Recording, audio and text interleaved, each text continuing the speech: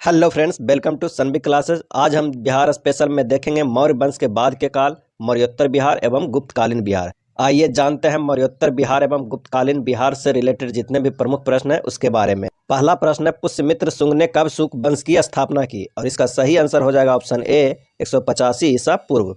Next है, धनदेव की अयोध्या लेख से किस वंश से संबंधित जानकारी मिलती है? धनदेव के अयोध्या लेख से किस वंश से संबंधित जानकारी मिलती है?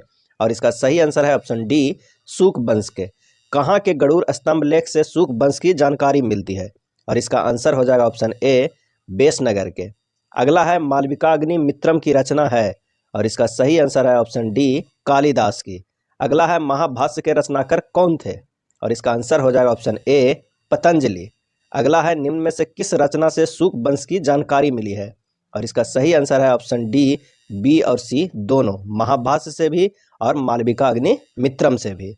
अगला प्रश्न है, पुष्यमित्र शुंग ने किसके आक्रमण से मगध की रक्षा की थी? और इसका सही आंसर हो जाएगा ऑप्शन डी, यवनों से रक्षा की थी। पुष्यमित्र शुंग ने किसके साथ युद्ध में विजय प्राप्त की थी?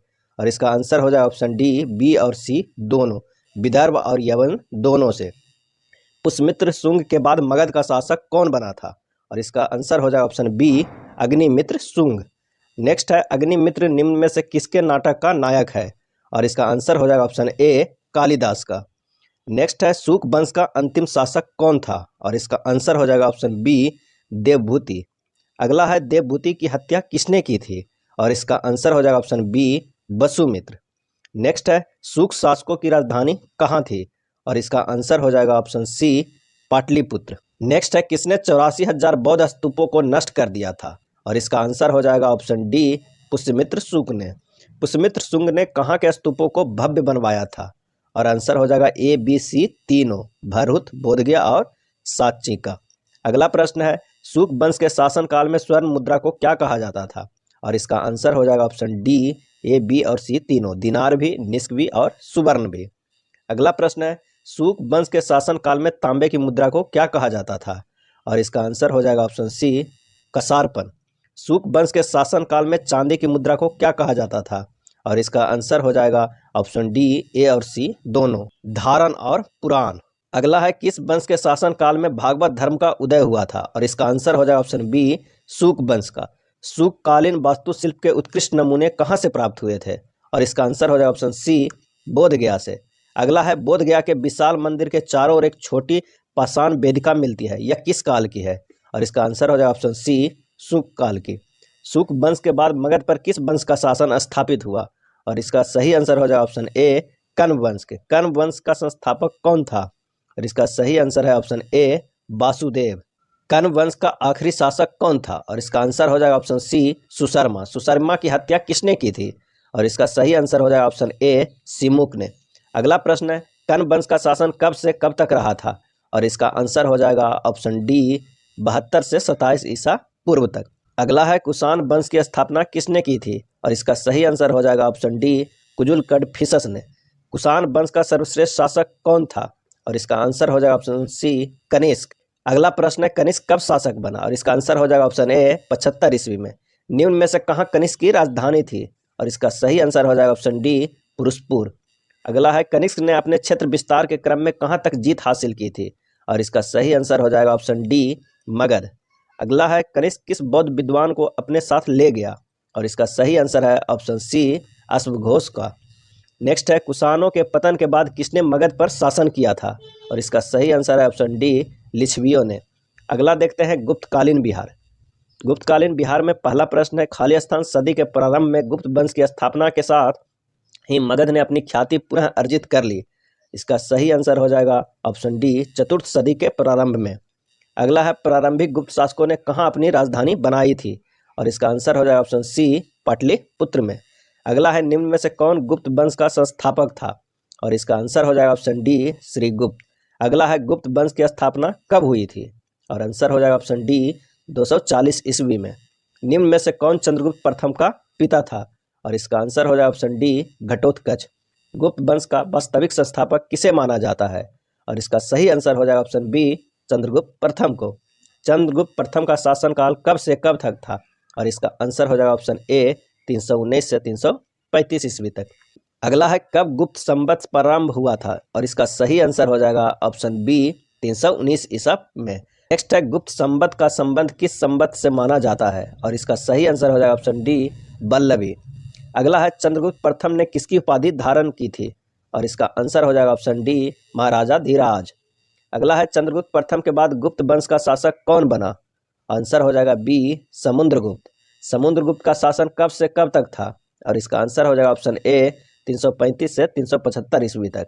निम्न में से किस गुप्त शासक की जानकारी प्रयाग प्रशस्ति से मिलती है, और इसका सही आंसर हो जाएगा ऑप्शन सी समुद्रगुप्त। अगला है निम्न में से किसे भारत का नेपोलियन कहा जाता है, और इसका आंसर हो जाएगा ऑप्शन डी समुद्रगुप्त को। निम्न में से किस गुप्त शासक ने सर्वप्रथम गंगा यमुना द्वाब क्षेत्र के शासकों को पराजित कर अपने राज्य में मिलाया था, और इसका सही आंसर हो जाएगा ऑप्शन ए समुद्रगुप्त।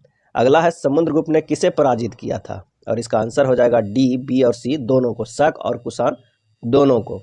समुद्रगुप्त का उत्तराधिकारी कौन बना, और इसका आंसर हो जाएगा ऑप्शन सी चंद्रगुप्त द्वितीय। निम्न में से किस राज्य को चंद्रगुप्त द्वितीय ने जीता था, और इसका आंसर हो जाएगा डी बी और सी दोनों, सौराष्ट्र और मालवा दोनों को। निम्न में से किस गुप्त शासक के शासनकाल को स्वर्ण युग कहा जाता है, और इसका आंसर हो जाएगा ऑप्शन डी चंद्रगुप्त द्वितीय को। चंद्रगुप्त द्वितीय के उत्तराधिकारियों को किन विदेशी आक्रमणकारियों का सामना करना पड़ा था, और इसका आंसर हो जाएगा ऑप्शन सी हुन। चंद्रगुप्त द्वितीय का शासनकाल कब से कब तक था, और इसका सही आंसर हो जाएगा ऑप्शन सी 375 से 412 ईस्वी तक। अगला है किस हुन शासकों ने पाटलिपुत्र पर चढ़ाई की थी, और इसका आंसर हो जाएगा ऑप्शन डी मिहिरकुल ने। मिहिरकुल ने किस गुप्त शासक को पराजित किया था, और इसका आंसर हो जाएगा ऑप्शन ए नरसिंह गुप्त बालादित्य को। 6ठी शताब्दी ईस्वी के मध्य तक खाली स्थान के क्षेत्र पर प्रवर्ती गुप्त शासकों का नियंत्रण था, और इसका सही आंसर हो जाएगा सी मगध के क्षेत्र पर। अगला है पूर्वी भारत उत्तर प्रदेश और बिहार के कुछ क्षेत्रों पर किस वंश की सत्ता प्रवर्ती गुप्त शासकों के समय स्थापित हो गई थी, और इसका आंसर हो जाएगा ऑप्शन ए मौखरी। निम्न में से कौन गुप्तकालीन प्रमुख विद्वान थे, और इसका सही आंसर हो जाएगा ए बी और सी तीनों, ब्राह्मी आर्यभट्ट ब्रह्मगुप्त ये तीनों। अगला है नालंदा महावीर की स्थापना किस काल में हुई थी, और इसका आंसर हो जाएगा ऑप्शन बी गुप्त काल में, कुमार गुप्त के द्वारा। नालंदा महावीर के संस्थापक कौन था, और इसका सही आंसर है ऑप्शन डी कुमार गुप्त। किसके शासनकाल में फाहियान भारत आया था, और इसका सही आंसर है ऑप्शन सी चंद्रगुप्त द्वितीय। फाहियान किस देश का यात्री था, और इसका आंसर हो जाएगा ऑप्शन ए चीन देश का। 3 साल तक फाहियान कहाँ रहा था, और इसका आंसर हो जाएगा ऑप्शन सी पाटलिपुत्र। अगला है किस काल की महत्वपूर्ण उपलब्धि बोधगया की महाबोधि मंदिर और नालंदा महावीर का अवशेष है, और इसका सही आंसर हो जाएगा ऑप्शन बी गुप्त काल। शाहाबाद क्षेत्र से प्राप्त अभिलेखों से किन शासकों की जानकारी मिलती है, और इसका आंसर हो जाएगा ऑप्शन ए प्रवर्ती गुप्त के। प्रवर्ती गुप्त वंश का संस्थापक कौन था, और इसका आंसर हो जाएगा ऑप्शन डी कृष्णगुप्त। किस प्रवर्ती गुप्त शासकों ने मौखरी वंश को पराजित किया था, और इसका आंसर हो जाएगा option B Kumaragupta third. Kumaragupta तृतीय का उत्तराधिकारी कौन बना, और इसका सही आंसर हो जाएगा ऑप्शन डी दामोदर गुप्त। अगला है किस प्रवर्ती गुप्त शासकों ने मौखरी शासकों को पराजित कर मगध तक अपना साम्राज्य विस्तार कर लिया था, और इसका आंसर हो जाएगा ऑप्शन सी दामोदर गुप्त। अगला है शशांक ने किस क्षेत्र पर आक्रमण किया था, और इसका आंसर हो जाएगा ऑप्शन डी मगध। अगला है निम्न में से किस शासक ने बौद्ध धार्मिक स्थलों को बुरी तरह नष्ट किया और बोधगया में महाबोधि वृक्ष को क्षति पहुंचाई, और इसका आंसर हो जाएगा ऑप्शन डी शशांक। अगला है देवगुप्त ने किसके साथ समझौता कर कन्नौज के मौखरी शासक को पराजित किया था, और इसका सही आंसर है ऑप्शन ए शशांक। देवगुप्त ने किस मौखरी शासक को पराजित किया था, और इसका सही आंसर हो जाएगा ऑप्शन डी गृहबर्मन। निम्न में से किस शासक ने देवगुप्त को पराजित कर उसका वध कर दिया, और इसका सही आंसर हो जाएगा ऑप्शन सी राज्यवर्धन। अगला है प्रवर्ती गुप्त वंश का अंतिम शासक कौन था, और इसका सही आंसर हो जाएगा ऑप्शन डी जीवित गुप्त। अगला है वेनसांग कब भारत आया था, और इसका सही आंसर हो जाएगा ऑप्शन ए 635 ईस्वी में। अगला है वेनसांग किसके शासनकाल में भारत आया था, और इसका सही आंसर हो जाएगा ऑप्शन सी हर्षवर्धन के शासनकाल में। ये था बिहार के मौर्य साम्राज्य के बाद के काल, मौर्योत्तर काल एवं गुप्तकालीन बिहार के प्रमुख प्रश्न।